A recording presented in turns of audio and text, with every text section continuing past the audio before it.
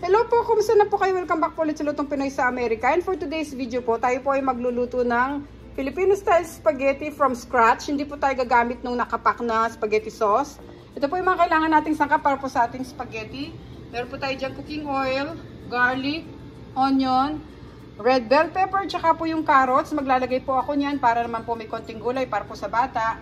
Tapos yung po ating hot dogs, tomato sauce, banana ketchup, ang ating pong pork broth, tapos black ground pepper, salt, oyster sauce, hidden cheese, brown sugar, annatto powder, yung ating pong ground beef, at ito po yung ilalagay natin para sa ating tubig. Ito po yung ating thick spaghetti na gagamitin. Tapos ito po yung cooking oil at saka salt.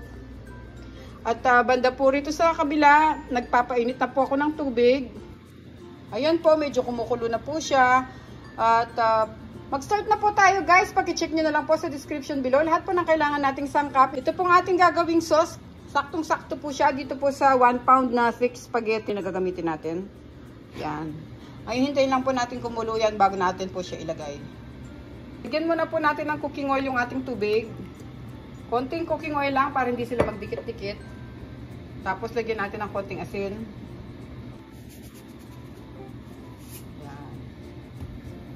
Natin kumulo. Yan, ngayon kumukulo na po yung tubig natin, lagay na natin itong spaghetti.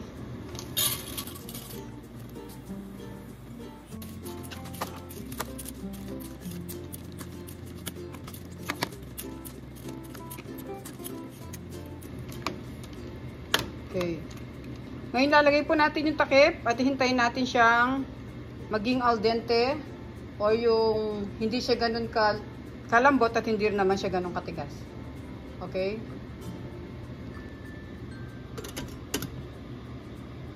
Ngayon habang hinihintay natin yung ating pasta, pwede na natin buksan yung stove at magsimula na tayo mag-gisa. Ang una kong gagawin guys, pipirtuhin ko muna yung ating hot dogs. Bigyan na natin ng mantika.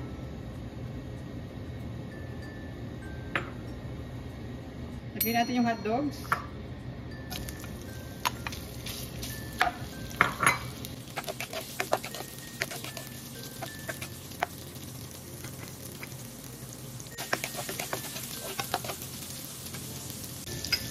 Ngayon, pwede na itong mga hotdogs natin. Lagay natin sila dito sa malinis na paper towel.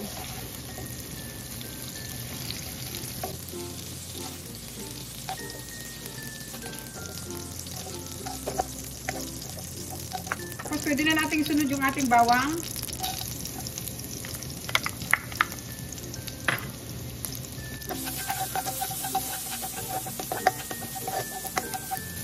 Lagay natin yung sibuyas.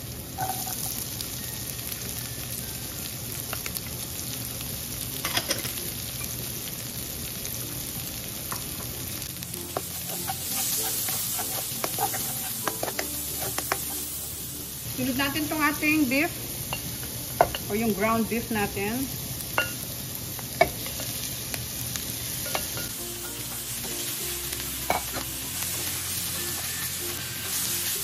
Alagyan ko na siya ng konting asin para magkalasa na siya.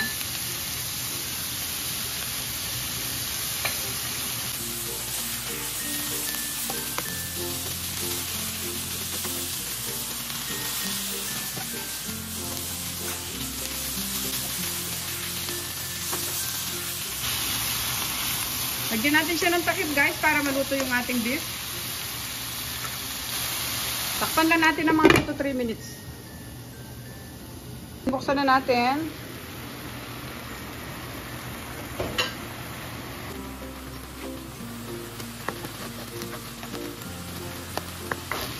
Ngayon ito na yung ground beef natin. Pwede na natin ilagay yung ating carrots. Sabi ko sa inyo guys, optional lang to. Kung ayaw nyo maglagay, okay lang. Tsaka yung ating red bell pepper.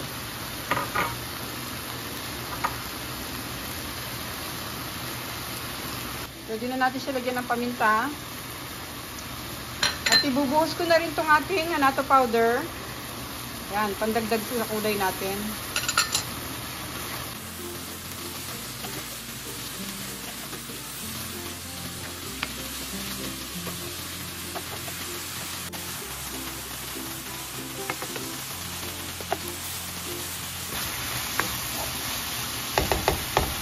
Ngayon, pwede na natin ilagay itong ating oyster sauce.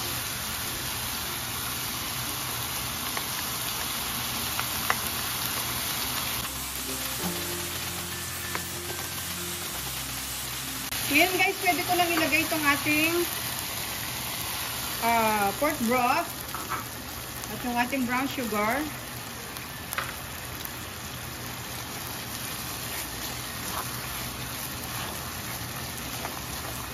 Meron pa pala ako nakalimutang ilagay dun sa ating mga recipe kanina, yung ingredients natin. Nakalimutan kong ilagay yung ating evap milk or fresh milk kung meron kayo.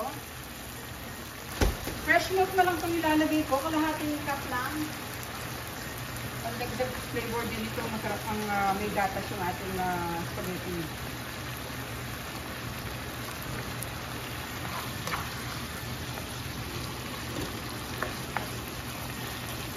So ngayon, lagay na natin yung tomato sauce.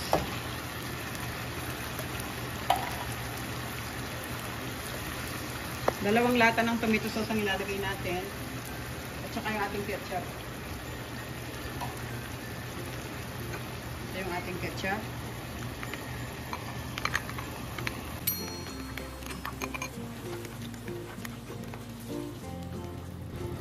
Ngayon, sunod natin itong ating fresh milk.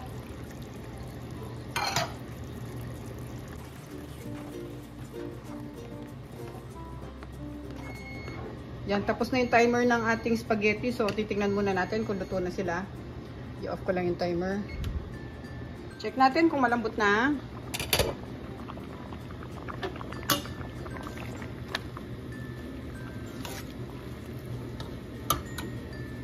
Pwede naman natin kurutin sa daliri natin. Yeah, pwede na. 12 minutes lang siya, oh. So, i-off ko na yung stove. Tapos, ililipat natin sila sa strainer.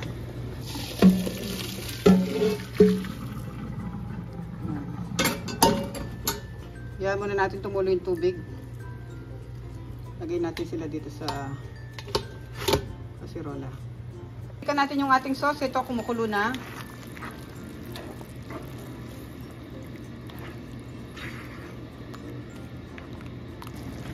Tingnan natin. Lagyan na natin siya ng Eden cheese.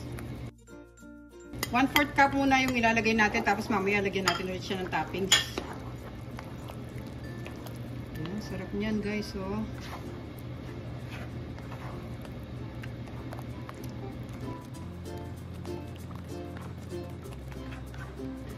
Hayaan pa natin siyang kumulo ng mga 2 minutes bago natin siya i-off. Ngayon guys, isasama ko lang yung ibang hotdogs natin. Tapos yung iba ipang toppings natin mamaya.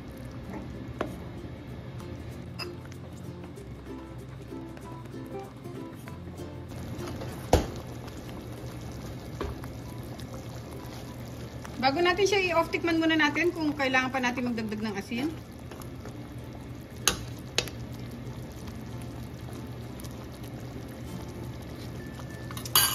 Yan, para sa akin, okay na siya. Hindi na tayo magdadagdag. Tama-tama lang yung mga sukat na ibibigay ko sa inyo. Pwede natin ilagay yung ating spaghetti. Pero maghihiwalay muna pala ako ng konti para ipang toppings ko mamaya pagka nag-design tayo.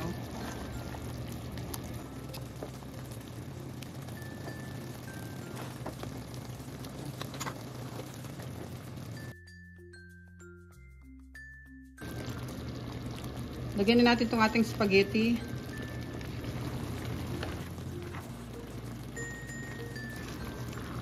Ngayon, pwede na natin siyang i-off, guys. Ihalo na lang natin itong ating spaghetti dito. Hanggang sa ma-absorb ng ating spaghetti yung sauce natin.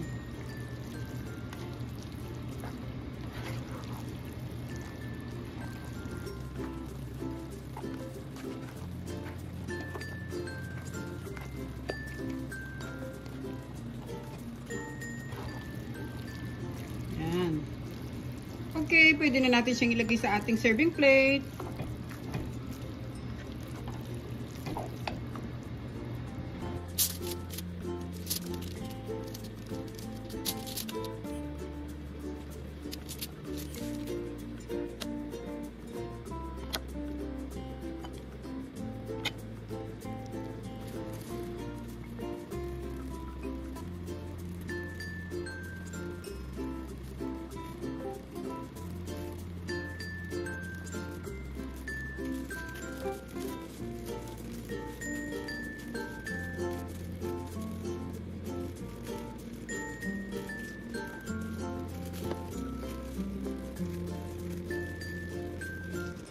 Ngayon guys, ito na po yung ating spaghetti from scratch. Ayan, napakasarap po niyan guys, gayahin nyo. At maraming salamat po ulit sa panonood. Sana po sa mga hindi pa po nakasubscribe sa Lutong Pinoy sa Amerika, paki-check nyo po yung other videos namin. Ingat po tayong lahat guys. Thank you so much po for watching. Sana po nag-enjoy kayo sa recipe natin ngayon. Pwede po ito sa mga birthdays or any occasions. At kahit sa Pasko, pwede nyo rin pong hihain para sa pamilya nyo. Thank you so much guys for watching. Sana po ingat po tayong lahat. And sa ulitin po guys, magkita-kita po ulit tayo sa mga susunod pa naming videos. Thank you so much guys. Ingat po tayong lahat. God bless po. Ito na po ang ating napakasarap na Filipino style spaghetti from scratch. Okay.